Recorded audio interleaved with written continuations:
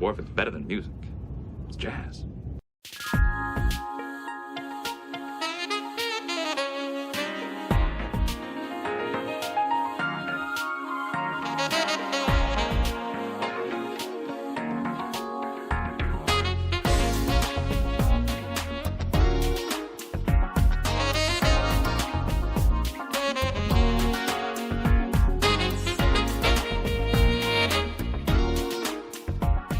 Well, welcome once again to the third iteration of the Backward Glance, my retro look at 4 of the most iconic Star Trek series of yesteryear.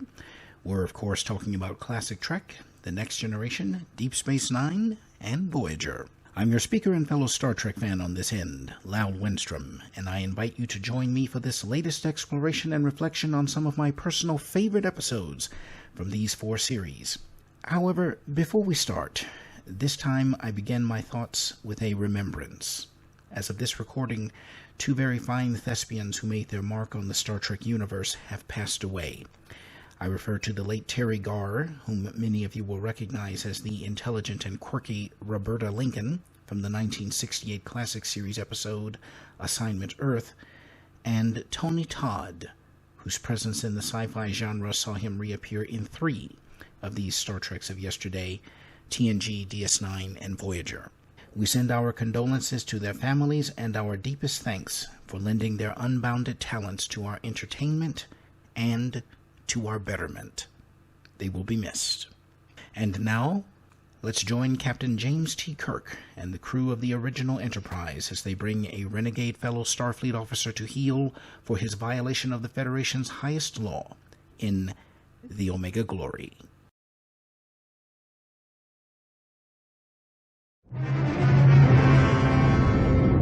Captain's log aboard the USS Exeter, commanded by Ron Tracy, one of the most experienced captains in the Starfleet.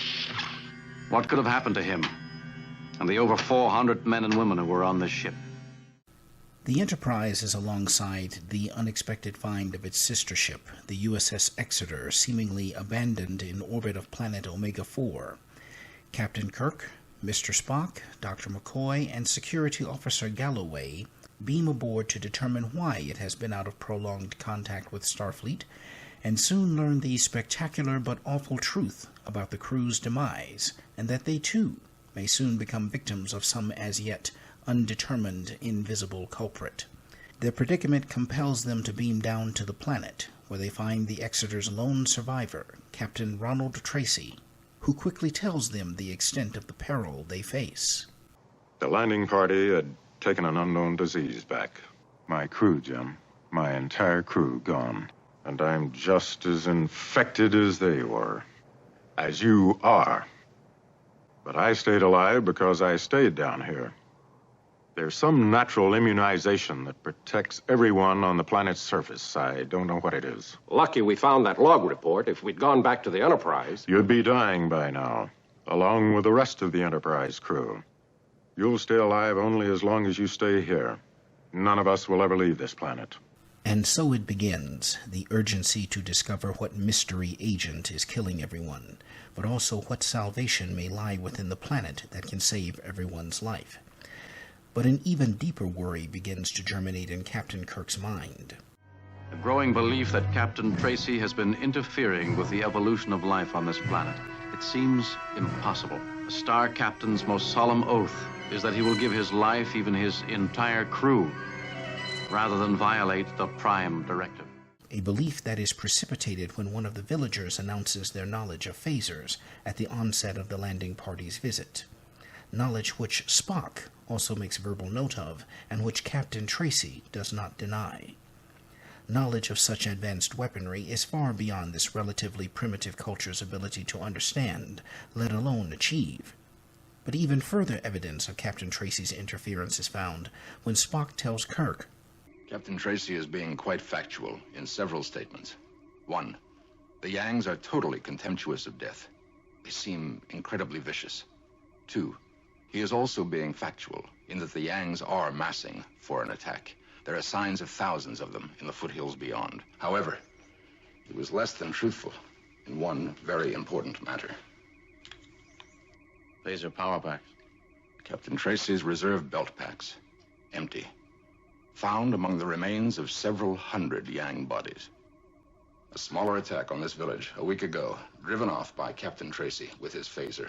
I have found villagers who will corroborate it. Spock reminds Kirk of that which he already knows, how seriously Starfleet takes the non-interference directive, and that if he does not act to stop Captain Tracy, he will be held equally responsible for any aftermath that befalls this civilization. But Dr. McCoy argues another very significant point, that without a serum to cure them of the virus, they are just as trapped on the planet's surface and facing imminent death as Tracy is. A valid observation, to be sure. But this whole exchange brings to light the greater meddling Tracy is guilty of, using his superior technology to fundamentally shift the balance of power currently at work on Omega-4. And this is the true crux of the matter. Not the mere introduction of a high-powered energy gun to kill hundreds or even thousands, but its use to selfishly save the life of one renegade Starfleet officer and undermine the intrinsic self-determination and development of its people, whether for good or ill. Kirk recognizes this clearly and knows that, whatever respect he may have for his fellow Starfleet captain, Tracy has violated this solemn understanding and must be called to account for it. But who are these Yangs so totally contemptuous of death, as Spock mentions, who so threaten to overrun and destroy the villagers that Tracy is willing to burn them down by the hundreds to stop them? The answer to that question is offered in part at the beginning of the mission, when Kirk and company first enter the village and observe an execution already in progress. But their would-be executioners, the Combs, a phenotypically and culturally Asian-esque people, are having difficulty wrestling their Yang captives into submission to be killed. I suppose if you or I were going to have our bodies shortened by a head, I think we too would resist with all we have, wouldn't you say? But Captain Tracy calls them hordes of savages impossible to communicate with. He tells Kirk that the Combe villagers were shocked into disbelief when they first met him because his white skin made him physically look like the Yangs. This statement gives us cause to infer that the Combs believed by experience that Tracy was thus as unreasonable and uncivilized, and thus possibly as vicious as their Yang rivals. This short exposition lays the foundation for the as yet unrevealed larger backdrop of the conflict between the Combs and Yangs that Kirk, Spock, and McCoy will eventually learn. But before this, Kirk must contend with his fellow captain, who ultimately takes them prisoner, and at last reveals the true reason he is so hell-bent to remain on Omega-4. No native to this planet has ever had any trace of any kind of disease. Whoa! Tell Captain Kirk your age. I've seen 42 years of the Redbird. My eldest brother... Their year of the Redbird comes once every 11 years, which he's seen 42 times. Multiply it. Wu is 462 years old. We must have a doctor researching this. Are you grasping all it means? This immunizing agent here, once we've found it, is a fountain of youth. Virtual immortality. But we've got to stay alive. Let the Yangs kill us and destroy what we have to offer, and we'll have committed a crime against all humanity. I'd say that's slightly more important than the Prime Directive. Wouldn't you, Jim? It's a very interesting proposition. Let me think it over.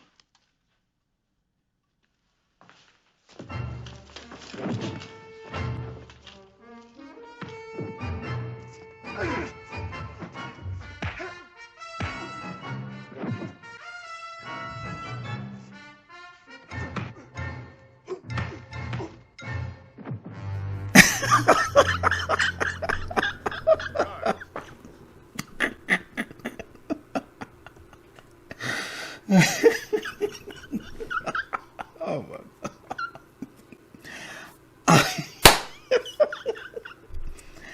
Oh, boy. I'll never get tired of that scene. Never. Okay, I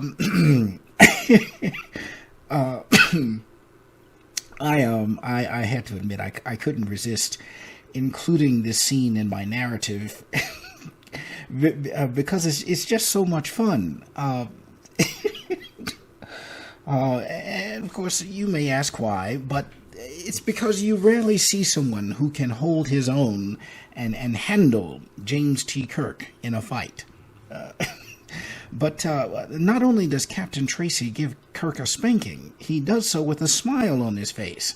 I mean, the old bird is tougher than Kirk bargained for, that's for sure.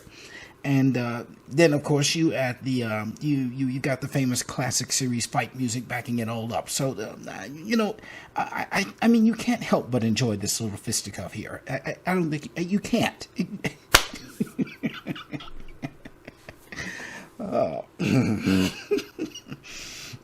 But to continue, though, this entire interaction tells us what Captain Tracy's real motivation is here, doesn't it? He's not violating the Prime Directive simply to protect peaceful villagers. He's doing so for arrogant, selfishness and materialism. And, of course, there's the proverbial shot at immortality mixed in. All of these things are characteristics unbecoming a Starfleet officer, to be sure, but they are also uncharacteristic of the enlightened humanity that at this point Earth people are supposed to have become. And so, once again, as I've pointed out in other commentaries, we see that Star Trek is not naive or rosy-colored about the potential for human corruption, but to the contrary is quite clear-eyed in its analysis of the human condition, while still advocating for a better future built upon the foundation of building better human beings, both individually and collectively. And it is this foundation which Captain Tracy attempts to corrupt within Captain Kirk. When the outright temptation of immortality doesn't work, Tracy resorts to a more punitive approach, electing to test Kirk's commitment to his values by putting his life at risk. Tracy forces Kirk to grapple at close quarters inside a cell with two of the Yang savages, during which the captain just barely manages to contend with the pair and stay alive. But an unexpected breakthrough occurs when Kirk inadvertently utters the word freedom, and immediately arrests the attention of one of the savages. Freedom? Spock. As I heard, Captain. That is a worship word. Yang worship. You will not speak it. Well. It is our worship word, too. And freedom is indeed a worship word of sorts, especially for those of Western extraction who've grown up with the principle of individual liberty and self-determination independent of external authority, particularly that of the state. And during the 1960s period in which this episode aired, this belief was very much true because of the real-world socio-political realities that were at work. The conceptualization of freedom was not common to mankind in the original series era, and is still not universally accepted even in the present. But amongst that humanity that does believe, freedom remains a worship word for many of us in the modern day, and one which Star Trek proclaims human beings strove toward and collectively achieved by Kirk's lifetime and beyond. The customs and history of your race show a unique hatred of captivity. Even when it's pleasant and benevolent, you prefer death. My culture is based on freedom and self-determination. Freedom is irrelevant. Self-determination is irrelevant. You must comply. We would rather die. This shared faith between Captain Kirk and his opponent becomes the basis for the parley, the truce that Kirk earlier sought, and which enables him to find common ground with the Yang savage, albeit temporarily. The lull in conflict permits some level of mutual cooperation that allows the savages, and eventually Kirk also, to escape their confinement. Once Kirk does escape, he and Spock reunite with McCoy, who informs them that his research has proven that Captain Tracy's lust for an immortality serum is only a pipe dream with no basis in reality.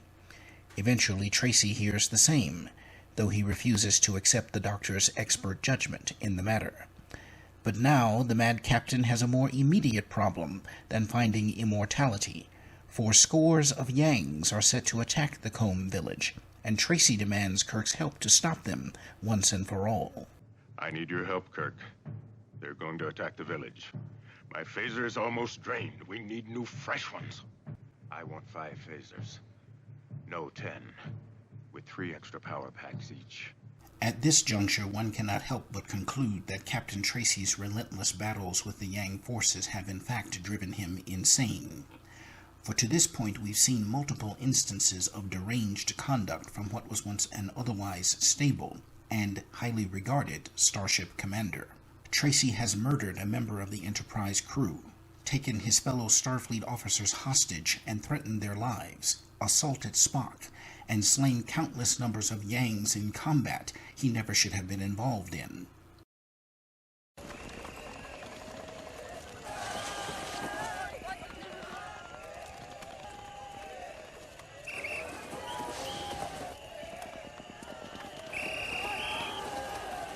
Gentlemen! Prepare to defend yourselves!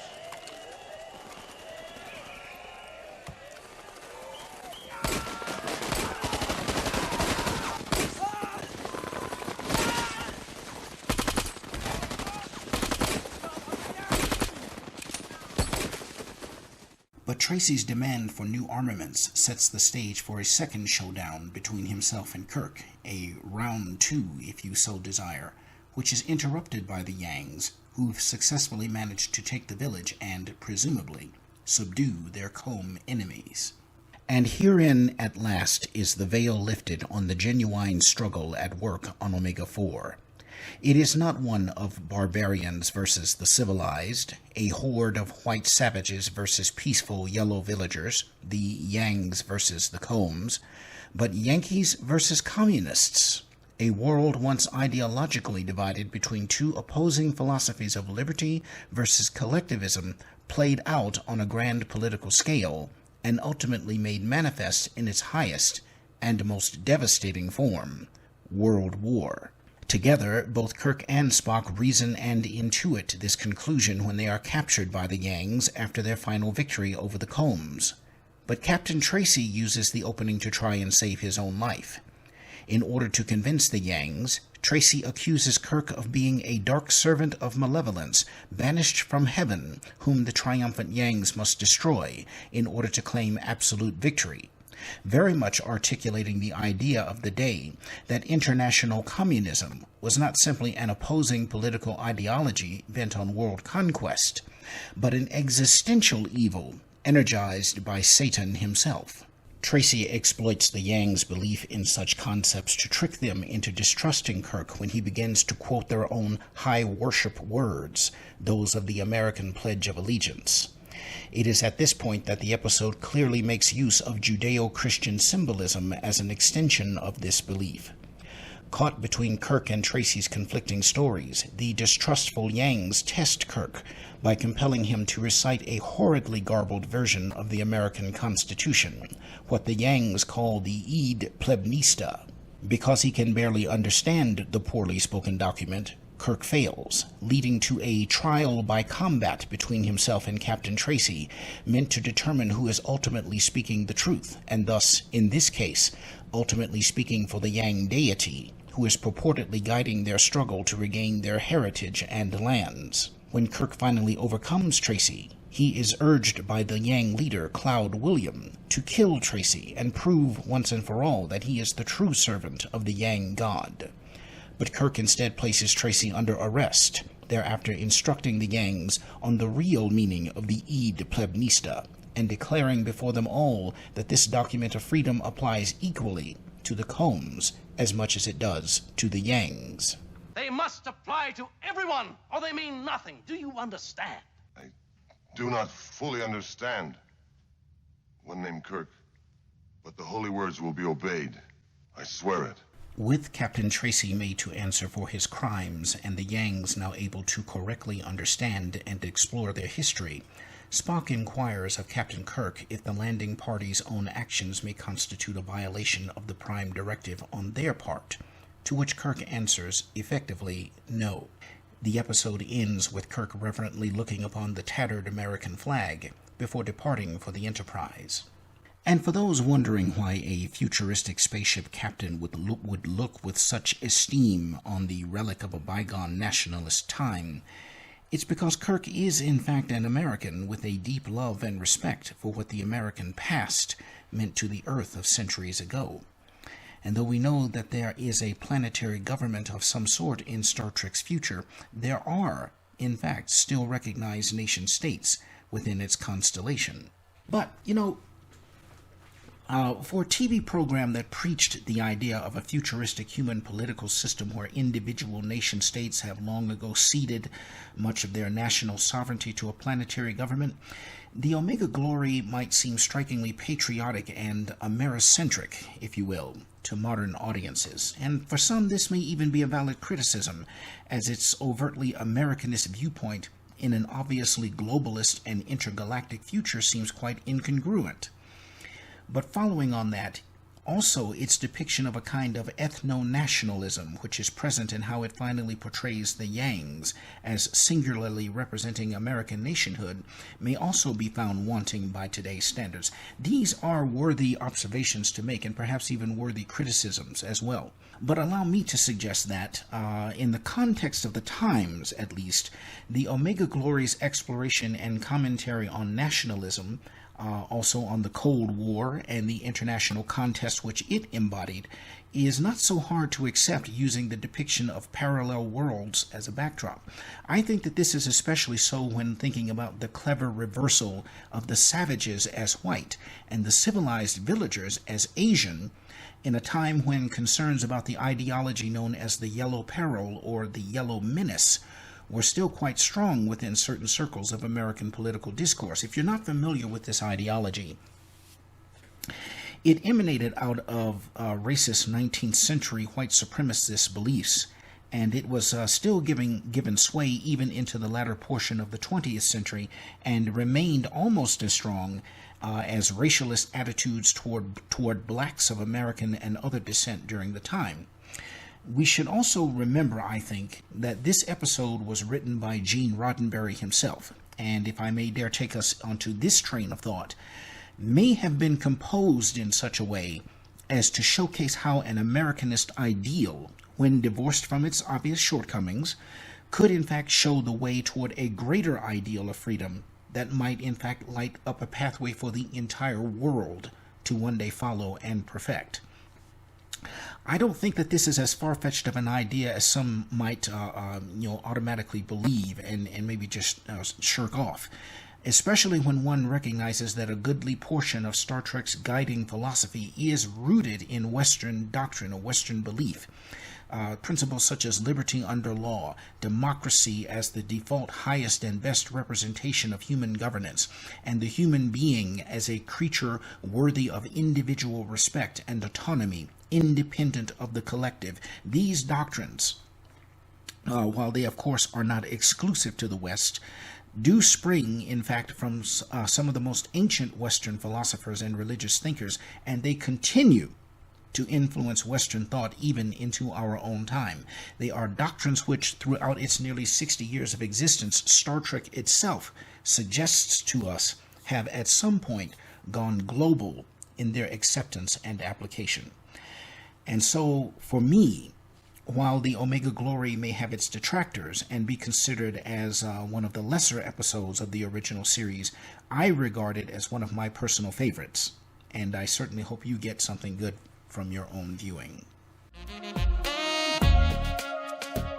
I hope you've enjoyed this look back, this backward glance of the Omega Glory with me, and I look forward to sharing more with you when we come together once again to reminisce and remember those days gone by. I leave you now as we began, with a composition guaranteed to make you pick 'em up and put 'em down, as my great-grandmother was fond to say. This is the Jazz Holdouts with their 2024 single, Room to Breathe. So, to all of you Star Trek fans of good character and noble ideals, to you in whom that flame of the upward reach of man still burns fervently, until next time, I bid you live long and prosper. And remember, as Commander Riker said, it's better than music, it's jazz.